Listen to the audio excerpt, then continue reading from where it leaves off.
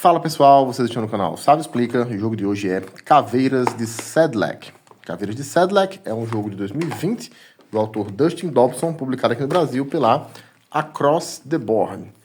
Em Caveiras de Sedlec nós seremos os coveiros ou decoradores, administradores, como queira, do famoso ossuário de Sedlec, né? A capela mortuária de Sedlec. Se vocês nunca ouviram falar, depois pesquisem no Google.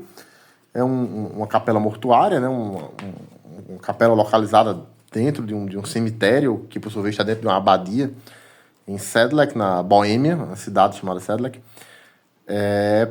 onde, né, com o tempo, o cemitério foi ficando lotado e, como acontece em diversos cemitérios, eles recolheram parte dos ossos para um ossuário, só que lá, em Sedlec, alguém teve a ideia, no século XVIII, se não me falha a memória, de usar uma parte desses ossos para fazer a decoração da capela. Então, a capela toda decorada com ossos humanos. Uma visão, assim, bem curiosa, para dizer o mínimo. E nesse jogo nós estaremos aí no papel dos decoradores, digamos, dessa capela, utilizando aí as caveiras, os ossos, para dispô-las, né, posicioná-las da melhor forma possível aí nessa decoração, ganhando com isso ponto de vitória, e quem fizer mais pontos é o grande vencedor. Então é um jogo muito simples, tem apenas 18 cartas na sua versão básica, e essa versão que a Across the Board trouxe para o Brasil já vem, né, dentro dela com 10 mini expansões, que acrescentam aí alguns detalhes a mais que eu vou explicar aqui no vídeo, certo? Mas na versão básica são apenas 18 cartas e dá para jogar apenas com 2 ou 3 jogadores. Acrescentando pelo menos uma das mini expansões, você consegue ampliar para 4, certo? Utilizando algumas das mini expansões, você dá para jogar com 4 jogadores. Na versão básica, apenas 2 ou 3. Então, como é que se joga? A começar pela preparação, essa que eu acabei de fazer aqui. Você pegar as 18 cartas e dividir em 6 pilhas de tamanho igual. Nesse caso, né, 6 pilhas de 3 cartas cada uma. Você escolhe o jogador inicial pelo metro que você quiser. O jogo vai seguir em sentido horário, né? Cada jogador faz sua jogada e passa a vez para o vizinho da esquerda. E cada jogador, na sua vez de jogar, vai ter uma de 3 opções de ação, certo? Ele escolhe uma de 3 ações possíveis. A primeira dessas 3 ações é cavar. Em que consiste cavar? O jogador vai pegar 2 desses 3 montes que estejam com a primeira carta virada para baixo e vai revelá-las, certo? Se houver apenas no começo, né, na primeiríssima rodada, todas as 6 montes, as 6 pilhas aqui do cemitério, como a regra chama, estão viradas para baixo, né? À medida que o jogo vai passando, graças à ação de cavar, que é justamente essa que eu estou explicando agora, você vai ter ali alguns montes virados para cima, né? O topo da carta, a primeira carta, o topo do monte virada para cima. Então o jogador vai escolher 2 montes que não estejam virados para cima, né? Para então revelar ali a primeira carta. Se só tiver um monte virado para baixo, né, com a primeira carta virada para baixo, então ele escolhe ela mesmo e revela apenas uma carta mesmo. Se não tiver nenhum monte, ou seja, todos os 6 montes estiverem com as suas cartas viradas, a primeira carta, né, o topo do monte virado para cima, então você não pode fazer a ação de cavar, você tem que escolher alguma das outras 2 ações. Imediatamente após fazer essa revelação dessas 2 cartas, você vai fazer o quê? Pegar para a sua mão uma dessas 2 que você acabou de revelar, certo? Então, revela 2 e pega uma para a sua mão. O limite de cartas que você pode ficar na mão é de apenas 2 cartas, certo? 2 cartinhas é tudo o que você pode ter na sua mão. Essa foi a primeira ação, cavar. A segunda ação é a ação de coletar. Nela, você vai pegar uma carta de do topo de um monte que já esteja virada para cima e traz para a sua mão, certo? Então, basicamente é isso. Escolher as cartas que foram viradas para cima, né? Foram reveladas, viradas para cima em jogadas anteriores, nas quais se usou a ação de cavar. Quando você faz a ação de cavar, você vira 2, pega uma e deixa a outra lá. Essa outra que ficou lá pode vir a ser coletada por você mesmo ou por outro jogador em rodadas posteriores, por meio dessa segunda ação, coletar. Simplesmente pegar para a sua mão uma dessas cartas que já estava virada para cima em virtude de ações anteriores de cavar. Então, o limite de cartas na mão, como eu disse, são 2. Se não houver nenhuma carta virada para cima, você não pode, simplesmente não pode fazer a ação de coletar, tem que fazer alguma das outras duas. A terceira e última ação possível é a ação de empilhar. Nela você vai pegar uma carta da sua mão e vai baixar aqui na sua frente, na sua área de jogo, formando aí a sua escultura, digamos assim, de caveira. Vou afastar aqui um pouquinho para melhorar o enquadramento, com licença. Então, quais são as regras para essa ação de empilhar? Você, no final da sua partida, você vai ter que formar uma espécie de triângulo aqui, de pirâmidezinha, onde se você estiver jogando uma partida com 2 jogadores, essa pirâmide vai ter o seguinte formato: uma base de 4 cartas, vou pegar aqui algumas aleatórias só para mostrar, sem nem prestar muita atenção se isso é bom ou ruim em termos de pontos. Uma base com 4 cartas, depois 3 e por último 2. Esse vai ser o formato final da sua escultura de ossos, digamos assim, numa partida em 2 jogadores. Se você prestar atenção, isso aqui tem 5 cartas. O total de cartas que vem no baralho, do jogo base pelo menos, são 18. Está jogando em 2 jogadores, ou seja, você vai utilizar todas as cartas. Numa partida com 3 jogadores, o formato final da sua pirâmide será esse aqui, certo? Uma pirâmidezinha com 3, 2 e 1. Esse é o formato final. E da mesma forma também, se você somar aqui, você vai ver que dá 6 cartas. Estamos falando de uma partida com 3 jogadores, dá 18 cartas. No final, ao final da partida, todas as cartas terão sido utilizadas.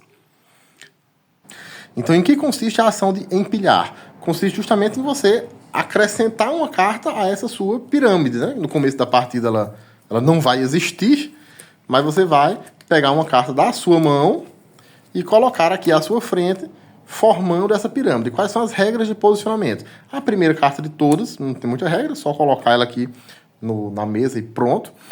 Da segunda carta em diante, você deve seguir a seguinte regra. Você ou pode colocar uma carta vizinha, assim, lateralmente, tocando borda com borda, essa borda mais longa, de uma carta que já esteja posicionada na sua frente, ou você pode colocar uma carta acima de uma que você já posicionou anteriormente, mas para poder colocar uma carta acima de uma que você já colocou anteriormente, você, na verdade, tem que colocar acima de 2, certo? O posicionamento de uma carta num nível superior sempre tem que ser feito dessa forma que eu estou mostrando aqui, com a carta de cima tocando em 2 cartas de baixo. Lembrando sempre que o formato final da pirâmide, digamos assim, vai ser aquele que eu mostrei ainda há pouco. Então, você não poderia, por exemplo, fazer isso. Colocar a primeira carta essa e a segunda assim. Não seria permitido. Para poder colocar essa carta aqui acima, eu preciso obrigatoriamente antes já ter colocado essa segunda carta aqui lateralmente no mesmo nível, para aí sim colocar uma outra carta do nível superior. As cartas do nível superior elas tinham que se apoiar, digamos assim, em no mínimo 2 cartas de um nível abaixo, certo? Então, respeitada essa regra, e respeitado também o formato final da pirâmide, digamos assim, que vai ser aquele 3, 2 e 1 numa partida com 3 jogadores, 4, 3 e 2 numa partida com 2 jogadores, respeitado esse formato geral da pirâmide e respeitar essa regra de que cartas, digamos, lado a lado, no mesmo nível, tem que se tocar assim, borda com borda, e cartas uma acima da outra, você só pode colocar uma de cima se ela estiver tocando em, no mínimo, 2 de baixo. Não pode colocar uma de cima se antes disso já não tiver as 2 de baixo. Respeitadas essas regras, você vai lá e posiciona uma carta na sua pirâmide, nessa terceira e última ação, que é a ação de empilhar. E os jogadores vão fazendo isso, fazem uma das 3 ações, né? Cavar, coletar ou empilhar, passa a vez para o seu vizinho da esquerda, com o jogo seguindo em sentido horário, que faz a mesma coisa, passa a vez e assim vai seguindo, até que todo mundo tenha concluído todas as suas pirâmides. Vai chegar um momento, quando se esgotarem as cartas ali do cemitério, como a regra chama, que você vai ser obrigado a empilhar, mesmo que não queira, certo? Porque se não tiver nenhuma carta mais no cemitério, você simplesmente não pode mais fazer as ações de cavar e coletar. Então acaba que você vai ser obrigado a fazer a de empilhar, mesmo que às vezes não seja a coisa mais vantajosa do mundo, lá ali nas últimas rodadas. E no final, terminada aí o ciclo, né, do jogo, todo mundo vai ter a sua pirâmide montada. Vamos dar um exemplo aqui de uma partida de 3 jogadores, só para economizar espaço. Todo mundo vai ter aqui a sua pirâmide montada naquele design que eu expliquei ainda há pouco, né? Numa partida com 3 jogadores, 3, 2, 1. Numa partida com 4 jogadores, com 2 jogadores, desculpe, 4, 3, 2. E aí a gente vai contar pontos. Vai verificar a pontuação que as caveiras nos deram. E aí as pontuações são dadas diferentes com os tipos, de acordo com os tipos das caveiras, né? Então vamos começar aqui pelos nobres, que são essas roxinhas, simbolizadas aqui pela coroa. O nobre pontua 1 ponto para cada outro nobre ou camponês que esteja abaixo dele, né? O nobre gosta de estar ali, né, no topo da pirâmide social, digamos assim. Então, o que é que significa estar abaixo? Cada carta dessa é composta por dois níveis. Aquilo que a regra chama de nível. Sempre que a regra usa a palavra nível, ela está se referindo a uma linha dessa, a um andar desse da pirâmide, de maneira que cada carta são 2 níveis. Então, essa pirâmide aqui, no fim das contas, tem 6 níveis, né? 1, 2, 3, 4, 5 e 6. Então, como é que você pontua pelos nobres? Você vai olhar nobre por nobre, se ele tem abaixo dele ou um camponês e ou um outro nobre. Então, para cada camponês ou nobre que esteja abaixo do nobre, ele ganha 1 ponto. E você faz essa contagem para cada caveira de nobre na sua pirâmide final aqui. Nesse nosso exemplo, que eu fiz meio aleatório, sem nem prestar muita atenção se ia valer ponto ou não, se ia ser bom em termos de pontuação ou não, eu só tenho um nobre e ele pontuaria 2 pontos. Porque, veja, ele tem 2 camponeses. Vou apresentar os camponeses daqui a pouco, mas são esses camaradinhos aqui que usam uma touca vermelha. Então, o nobre tem 2 camponeses abaixo dele. Então, esse nobre aqui marcaria 2 pontos. Como eu só tenho um, é só esses 2 pontos mesmo. Mas caso eu tivesse mais de um, eu faria a contagem nobre por nobre, verificando. Abaixo dele, quantos camponeses ou outros nobres existem abaixo daquele nobre em questão. Então, ele pontuaria 1 ponto para cada um. Só para dar um exemplo melhor, digamos que esse cenário aqui. Esse nobre aqui pontuaria 3, porque ele tem 2 camponeses e um outro nobre abaixo dele. E esse nobre aqui pontuaria 1, porque ele tem apenas um camponês abaixo dele, nesse nosso exemplo. Voltando aqui para o exemplo anterior. O próximo tipo de carta é o camponês. Nós já falamos. Esse camaradinho aqui no fundo amarelo, que tem essa touquinha vermelha, ele vale 1 ponto. Simples assim, sem frescura, sem regras. 1 ponto por cada camponês, não importa onde ele esteja. Nesse nosso exemplo aqui, nós faríamos, portanto, 3 pontos por termos 3 camponeses espalhados na nossa pirâmide. O próximo tipo é o clérigo. O clérigo são esses aqui de fundo azul, que tem uma cruzinha. O clérigo ele vai fazer 2 pontos, tudo isso vem escrito no manual de regras, mas também vem escrito nas próprias cartas para facilitar a lembrança durante o jogo. 2 pontos, uma vez por nível. O que ele quer dizer com isso? Vocês lembram que eu expliquei, né? Que os níveis são esses andares aqui onde a gente dispõe as nossas caveiras. São 6 ao todo. Então, para cada nível que tenha um clérigo, vai valer 2 pontos. O problema é que se tiver 2 ou mais clérigos no mesmo nível, eles não vão valer mais pontos, certo? É 2 pontos, uma vez por nível. Você vai contando nível por nível. Esse nível tem um clérigo? Não. Esse tem? Não, não, não. Esse aqui tem. Então vale 2 pontos. Esse aqui também tem. Então também vale 2 pontos. Ah, mas são 2 clérigos. Problema dele. A regra não vai contar a quantidade de clérigos, e sim a quantidade de níveis que possuem pelo menos um clérigo. Para cada nível que possui pelo menos um clérigo, 2 pontos. E aí tanto faz se tem apenas um, ou se tem 2, se tem 3, se tem 10. O que não pode é ter 0. Certo? Então, 2 pontos para cada nível que tenha pelo menos um clérigo. O próximo são os românticos. São esses aqui que tem um coraçãozinho do lado, certo? Então eles se amaram durante a vida e agora, depois da morte, querem continuar juntos. Então, os românticos, eles valem 3 pontos se estiverem formando um casal. se estiverem pareados, como a regra chama. O que isso quer dizer? Você considera que duas caveirinhas dos românticos, né, do casal apaixonado, estão pareadas, como a regra chama, estão formando um casal, se elas se tocam borda com borda, seja em 2 níveis diferentes, seja no mesmo nível. Se elas se tocarem esquina com esquina, por exemplo, esse cenário aqui, por exemplo, não se considera que eles estão formando um casal, certo? Para estar um casal, eles tinham que se tocar borda com borda, seja um acima ou outro abaixo, como nós tínhamos aqui no nosso exemplo, seja um do lado do outro. E aí cada um vai valer 3 pontos, ou seja, na prática cada casal vale 6.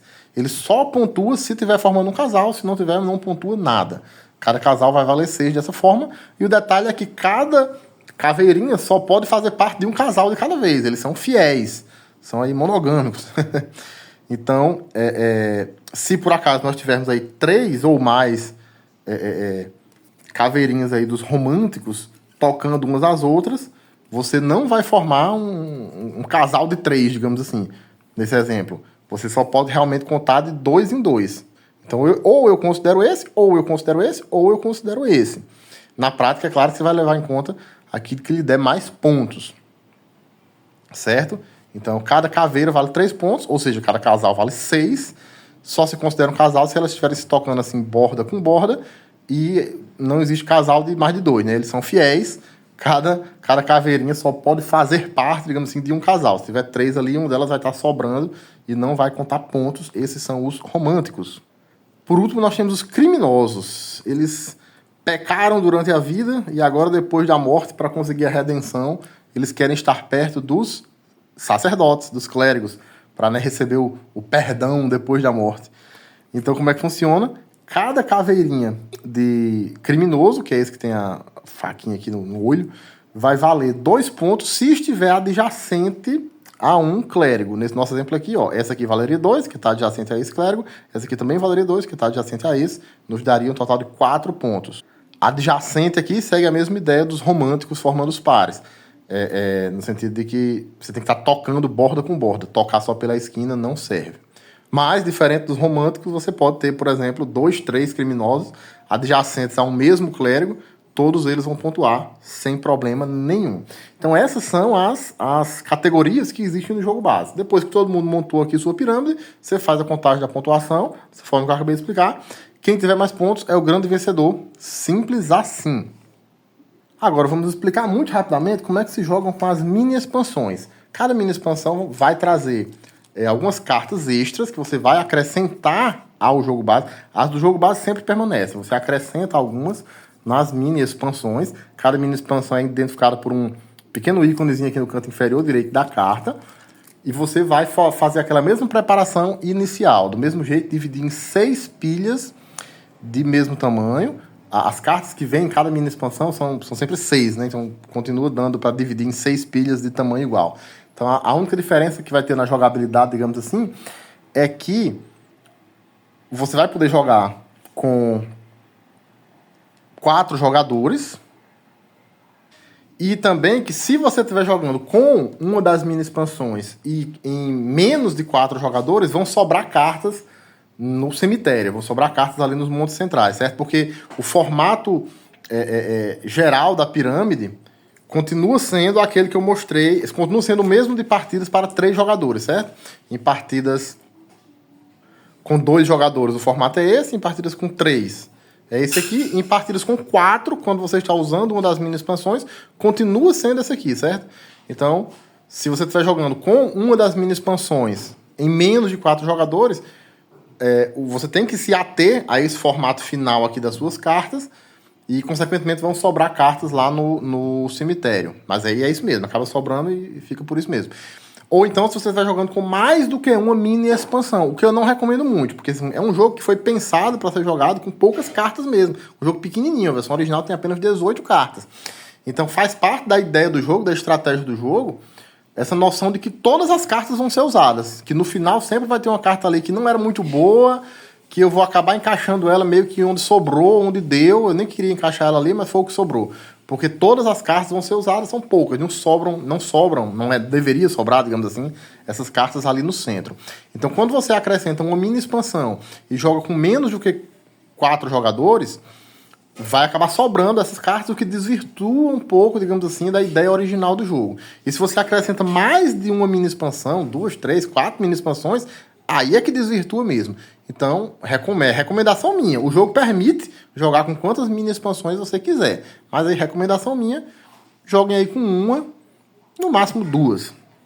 Você vai experimentando uma de cada vez, digamos assim. Então, quais são essas mini expansões? A primeira delas é essa que acrescenta o Carrasco. O Carrasco é esse que usa uma máscara marrom, certo? E como é que o Carrasco pontua? Ele dá 1 ponto, ele por si só vale 1 ponto, e vale mais 1 para cada criminoso conectado a ele. Aí introduz um novo conceito, que é o de cartas conectadas. O que quer dizer uma carta conectada? Quer dizer que você vai olhar a carta em questão, né, que você está procurando pontuar, e vai olhar para as caveiras vizinhas, as caveiras vizinhas da caveira em questão, vizinhas, né, adjacentes, seguindo aquele mesmo conceito de adjacência que a gente já usou anteriormente. Então, e aí você vai olhar as adjacentes e vai olhar também as adjacentes das adjacentes. E as adjacentes das adjacentes das adjacentes. E assim por diante. Então, nesse exemplo aqui, falando pode ser um pouco complicado, mas mostrando é bem fácil de entender. Esse Carrasco aqui, por exemplo, tem 2 criminosos conectados a ele. Ou seja, tem um criminoso diretamente conectado, mas diretamente ali adjacente, mas adjacente a esse tem outro. Então, esses 2 aqui estão conectados ao Carrasco, certo? Esse é o conceito de cartas conectadas. A caveira. A caveira diretamente adjacente à caveira em questão que você está avaliando ali é conectada, evidentemente. E aí também as adjacentes das adjacentes, e as adjacentes da adjacente da adjacente, e assim por diante. Então, para cada criminoso conectado ao Carrasco, conforme esse conceito de conexão que eu acabei de explicar, ele vale 1 ponto a mais, e ele também vale 1 ponto sozinho por vida, ainda que não esteja conectado a ninguém. Próxima mini expansão, a dos guardas do castelo. Ela vai inserir um novo personagem, que é justamente os guardas. Os guardas querem estar acima dos nobres para poder protegê-los. Então, o guarda do castelo, por si só, vale 1 ponto, e ele vale 1 ponto a mais para cada nobre que esteja abaixo dele. Seguindo aquele mesmo conceito de estar abaixo, que eu expliquei lá quando eu expliquei os nobres, certo? A diferença é que o nobre por si só não vale ponto nenhum, né? Ele só vale ponto para quem está abaixo dele. Enquanto o guarda do castelo, ele por si só vale 1 ponto e dá 1 ponto a mais para cada nobre que esteja abaixo dele. Próxima mini expansão é a dos seguidores. Os seguidores são esses camaradinhas aqui com esse capuz preto. Um seguidor, ele faz 1 ponto por cada clérigo que esteja acima ou abaixo dele. Aí tem uma sutilezazinha da linguagem. Porque, assim, no português normal, se eu disser assim, 1 ponto por clérigo acima ou abaixo, você vai olhar todo mundo que está acima e todo mundo que está abaixo, né? Acima ou abaixo. Tanto faz estar acima ou abaixo.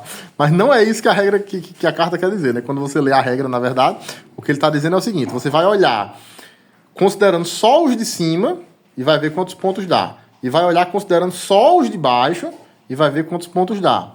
E aí, desses 2, você escolhe, obviamente, vai escolher o que der mais pontos, né? Ou seja, o pessoal que estuda raciocínio lógico aí para concurso, isso aí tem um nomezinho específico, né? Que eu não vou saber dizer agora. Ou seja, ou os de cima ou os de baixo. Você vai fazer essa análise. Ele vai ganhar 1 ponto por cada clérigo acima ou por cada clérigo abaixo. Mas não as 2 coisas ao mesmo tempo, certo? Você faz a contagem. Quantos clérigos tem acima dele? Tantos. Então, isso me daria X pontos. Quantos tem abaixo? Isso me daria Y pontos. Então eu vou, entre X ou Y, eu vou contabilizar, evidentemente, o que for maior. Lembrando que estar acima não é estar numa carta acima, é estar no nível acima. Você pode até, né, dentro da mesma carta, são 2 níveis. Esse conceito é importante para todos os personagens que falem de estar acima ou estar abaixo de alguém. Próxima mini expansão, os poetas, que são esses aqui, com a penazinha. Eles valem 4 pontos, cada caveirinha de poeta vai valer 4 pontos se ela estiver adjacente a uma caveirinha dos românticos, lembra deles? Desde que esse romântico esteja sem par. É até engraçado, né? O poeta quer estar ali perto de casais separados para poder escrever poesias românticas sobre amores não correspondidos ou qualquer coisa parecida. Então ele vai estar você vai olhar poeta por poeta.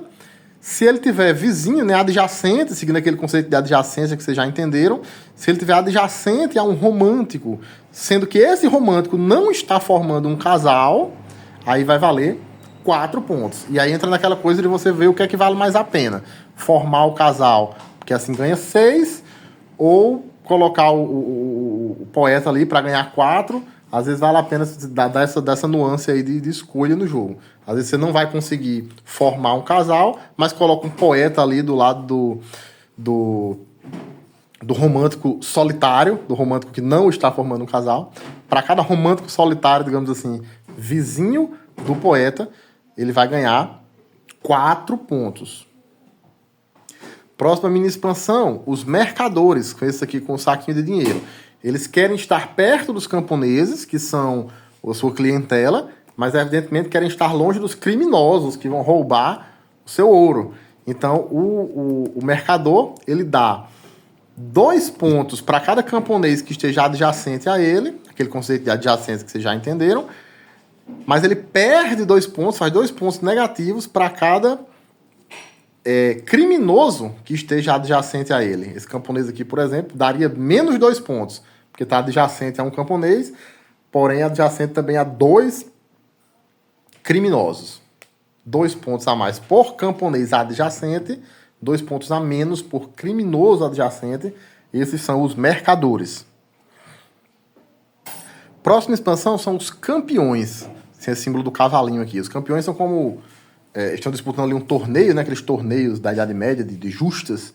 E cada campeão representa, digamos assim, uma categoria diferente das outras categorias. Então, cada carta de campeão vai ter aqui uma iconografia que mostra qual outra categoria ele representa. Por exemplo, esse aqui é o campeão dos camponeses. Esse aqui é o campeão dos criminosos. Esse aqui é o campeão dos românticos. Esse aqui é o campeão dos nobres. Cada campeão, cada caveirinha de campeão vai ter a indicação de qual outra categoria ele representa. E aí ele vai valer 1 ponto por cada carta daquela categoria que ele representa que esteja conectada a ele, seguindo aquele mesmo conceito de conectado que eu expliquei lá nos carrascos, certo? Seguindo o mesmo conceito de conectados que eu expliquei lá nos carrascos. Você vai olhar, por exemplo, esse campeão aqui, valeria 2 pontos, porque ele é o campeão dos nobres e ele está conectado a 2 nobres. Então, 1 ponto por cada caveira daquela categoria que ele representa, a qual ele esteja conectado, seguindo aquele mesmo conceito de conexão que eu expliquei lá nos carrascos. Temos uma outra mini expansão, que é o campeão dos campeões. A expansão normal dos campeões consta de 6 cartas e temos essa outra, digamos, mini expansão, que é uma carta só, que é o campeão dos campeões. É opcional, né? Você acrescenta ela se quiser. E ele é um campeão, como os demais, só que a categoria que ele representa é a categoria dos campeões. Então ele tem que estar conectado a vários campeões para pontuar, certo? Por último, a última mini expansão de todas, que também é uma mini expansão de uma carta só, é o Bobo da Corte. Como é que funciona o Bobo da Corte? É uma carta só, você, enfim, posiciona ela normalmente, assim como posicionaria qualquer outra. Cada Bobo da Corte vale 1 ponto, só que o grande detalhe dele é que ele pode fazer o que a regra chama de malabarismo. Como é que funciona? Uma vez que você colocou o Bobo da Corte na sua pirâmide aqui de caveiras, digamos, numa determinada jogada, eu coloquei ele aqui. Em jogadas posteriores, eu posso colocar uma outra carta na posição que o Bobo da Corte está ocupando e reposicionar o Bobo da Corte em outro lugar, seguindo sempre as demais regras normais de posicionamento. As outras regras de posicionamento continuam valendo, mas ele tem isso. Uma vez que ele está na pirâmide, você pode removê-lo de onde ele está, colocar uma carta no lugar dele e, em seguida, reposicionar o bobo em outro local qualquer, seguindo as regras normais de posicionamento. Caso, seguindo as regras normais de posicionamento, não tenha um lugar válido onde você possa colocar o bobo, então você não pode usar essa habilidade especial, que é o que eles chamam de malabarismo. Então é isso, essas foram todas as mini expansões do jogo Caveira de Sedlec. Mas vocês viram que no jogo básico é tudo realmente muito simples. Vai realizando uma daquelas 3 ações: cavar, coletar e empilhar, construindo aqui as nossas pirâmides de caveiras no ossuário de Sedlec. Quando todo mundo tiver feito todas as suas pirâmides, você vai contar ponto. Dessa forma que eu expliquei ao longo do vídeo. Quem tiver mais pontos é o grande vencedor. Então é isso. Esse foi o nosso jogo da semana. Joguem Caveiras de Sedlec. Se gostou do vídeo, deixe seu curtir e seu comentário. Se inscreva no canal, ative as notificações. E até o próximo jogo.